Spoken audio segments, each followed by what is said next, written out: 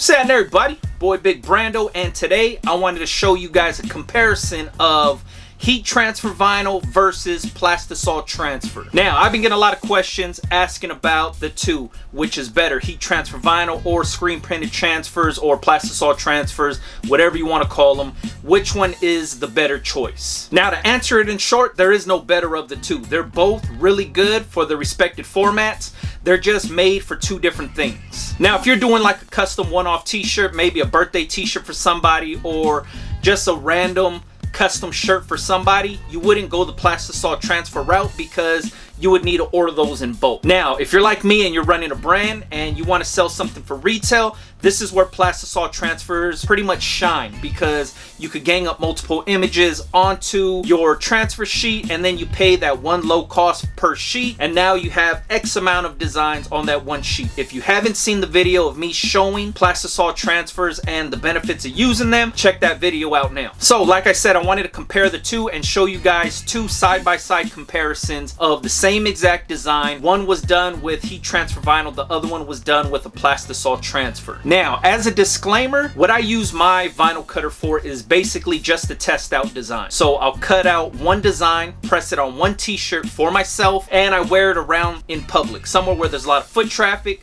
so that way I get a good idea on people's reactions to that t-shirt. With that being said, all of the information gathered by me wearing that shirt, I bring that data back home and I say, all right, X amount of people said that's a cool shirt, X amount of people asked me where I got that shirt, and X amount of people didn't give a shit about my shirt. Now, after I collect all that information, that's what tells me if the shirt is going to be popular and it would be sellable, or just tweak that design or trash that design or do not go forward with that design. So this is my way of taking the risk out of, investing a lot of money into Plastisol transfers of a design that I know or that I have no confidence in when I'm selling it. I'd rather risk my money and order transfers of a design that I know I could actually make the money back. So that's what I use my vinyl cutter for. I know a lot of people are buying their vinyl cutter to start their business and use it to make money, and that's perfectly fine. I do that sometimes too.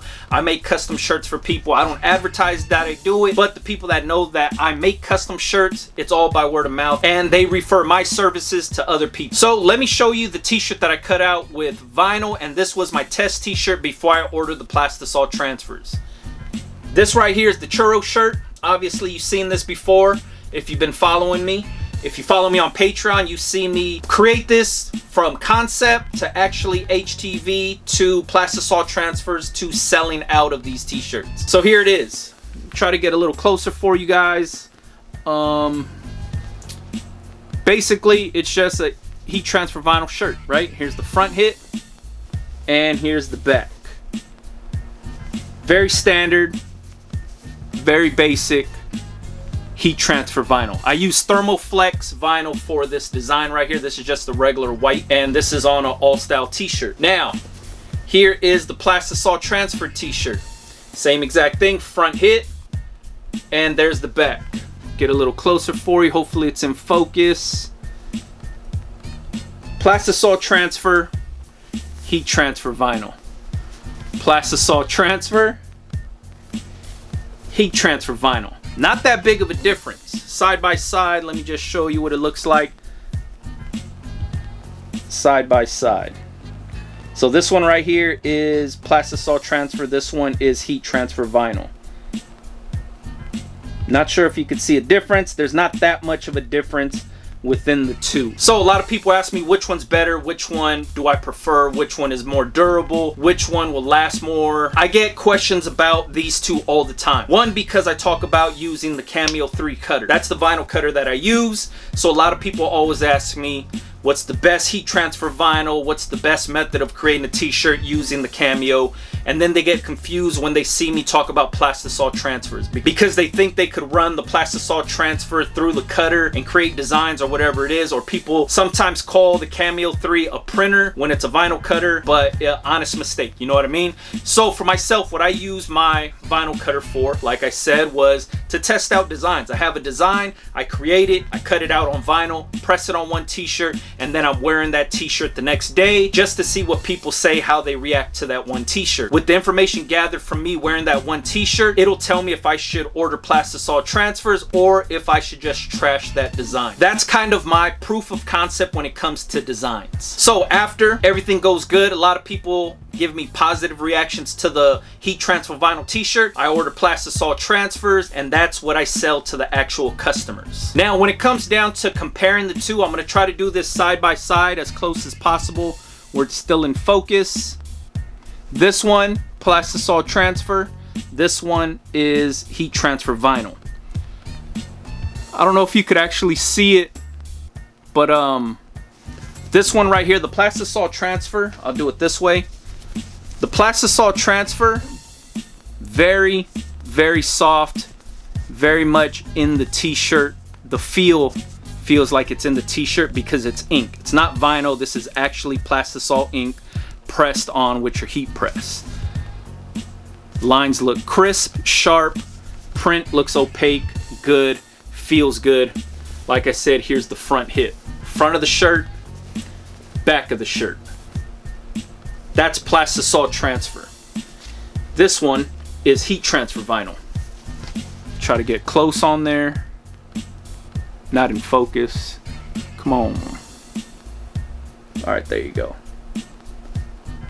So lines look crisp, cut out with the Cameo 3 cutter with ThermoFlex vinyl. Still a really thin feeling vinyl, but you would have to weed all that out for every order, right? Inside the E, inside the O, here's the O, here's another E and an A.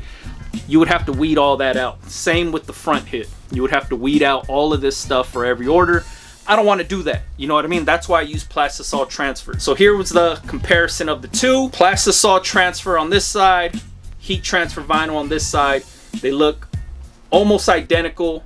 In person, you could actually see and feel the ink in this one. This one, obviously, it's a vinyl printed t-shirt. But there you go. Hopefully this helps you guys out. I don't know if it is, but people have been asking me to compare the two and show the two. Here it is side by side, live in action. Plastisol transfer, heat transfer vinyl. Now you guys know what I use my vinyl cutter for, and it's basically to take the risk out of me spending a ton of money on a design that I don't know will sell. So what I do is I just cut one t-shirt out for myself, wear it out, see what people think, and that's gonna tell me if it's a winner or not a winner, and I move forward from there. All right, if you guys got any more questions, Plastisol transfers, if you want to know who I use, who printed these, you can check Patreon. I show everything on Patreon, why I created this shirt, who I sell this shirt to, how I market this shirt, how I'm getting sales, how I'm driving traffic. Everything related to this shirt is on Patreon. I created this brand just for Patreon. Check it out, patreon.com/BigBrando. If you don't give a shit about Patreon or anything I have to say, if you still want to know what Plastisol transfer companies I use to make this, you could check out the list on BigBrando.com. That's every single Plastisol transfer company that I use currently till this day, who I use for single color, multicolor, who has the quickest turnaround times, all that, prices, everything is in that book. The list on BigBrando.com. Don't care about any of that. You could always just Google Plastisol transfers and find your own companies, order sample packs. That's basically what I did to find the companies that work best for me. Now, this right here is cut out with ThermoFlex plus heat transfer vinyl. Check the links in the description